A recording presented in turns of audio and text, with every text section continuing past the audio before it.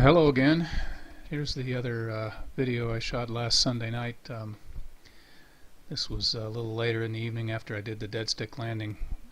Flew over to the east of the airport there, a place called the Doyle Ranch, which is a airplane friendly ranch owner there that doesn't mind if we come over and buzz his place every now and then. So we're going to go do a low pass over a couple little ponds that are on the ranch, and then we're going to fly down the tree line in the background there along the Sacramento River. So you can see the first pond here just off to the lower left of the frame. I've got to lose some altitude, so we're going to pull around into a 360 here, get lined up on the long axis of the pond. This was just a beautiful evening. The sky is just gorgeous. So I've got the camera out here at the 15-foot mark on the string. I'm going to make another mark at about 18 feet for this airplane. I'd like to be able to see the whole rudder in there and a little bit better picture of the airplane without having it cut off. There was a few ducks on the pond, not nearly as many as there were a couple months ago. It's a lot of the birds on the flyway have probably headed on north by now. It's getting pretty hot here, so the winter birds are moving out. There's a few cattle in the field. Try to stay away from them. They're usually not very bothered, but you know, don't want to be a bad neighbor here, so stay clear of the cows. Decided to pull the camera in a little. I can't ever tell exactly how far behind me and how far below me it is, and I don't want to drag it on the ground, so when I'm flying low I've gotten in the habit of pulling it in tight.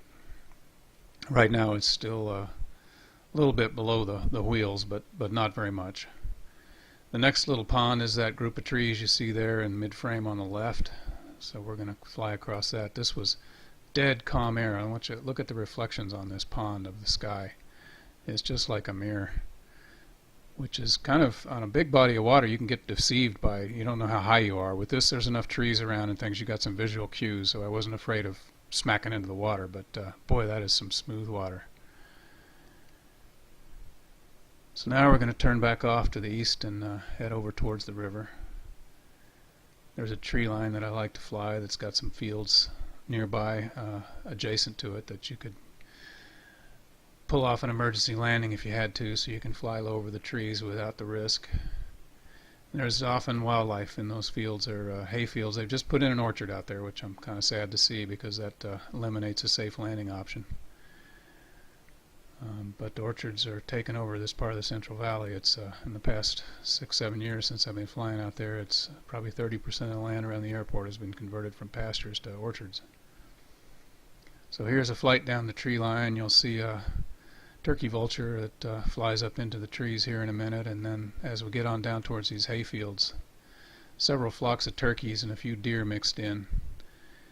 You can see them heading for the trees as I fly over.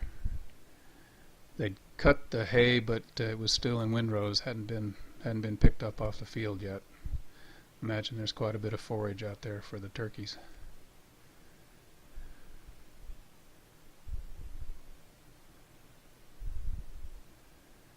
Always like to keep a little extra airspeed when you're flying this low in case you need to pull up, and gives you better authority on the controls. You don't want to be low and slow and sink into the trees by accident. At this time of the night there's no turbulence, but often when you're flying this low you've got some wind currents that become a factor, so you want to have a little extra momentum. I meant to point out the turkeys there, but they slipped past me. There's another flock up here at the end of the hedgerow, and there were a couple 3 deers. There's the turkeys underneath the airplane right now. There's some more turkeys kind of off underneath the left wing, and then there's a couple deer that are heading for the hedgerow, and a few more turkeys. A lot of wildlife out tonight. So sun's getting low. It's time to head back towards the airport, gain a little altitude to clear the houses on the way and enjoy the sunset from the air up here. There's some nice reflections of the sun on the lower part of the wing, and put the wheel right in front of the sun there. I did that on purpose.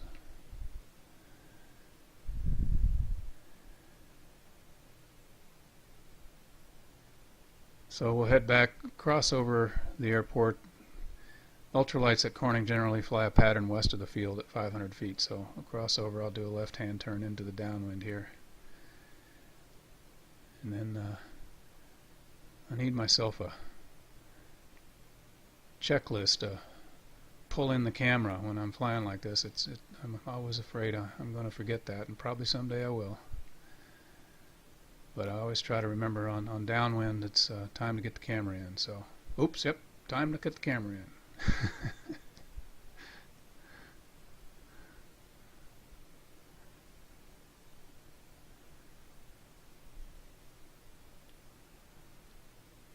So there it is, all snugged up under the wing. And it's just about time to turn base and final.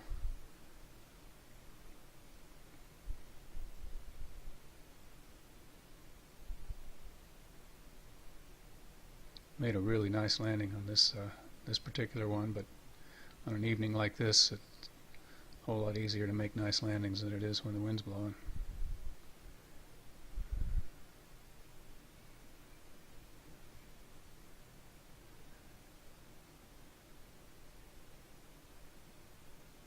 Here's old runway 35 with the beautiful sky in the background.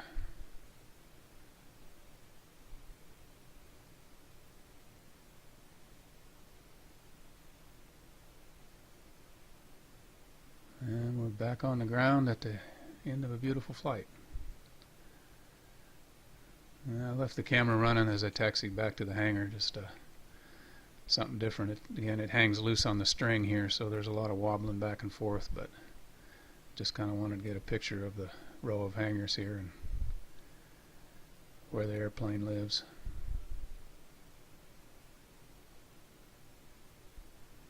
Old Hangar 13.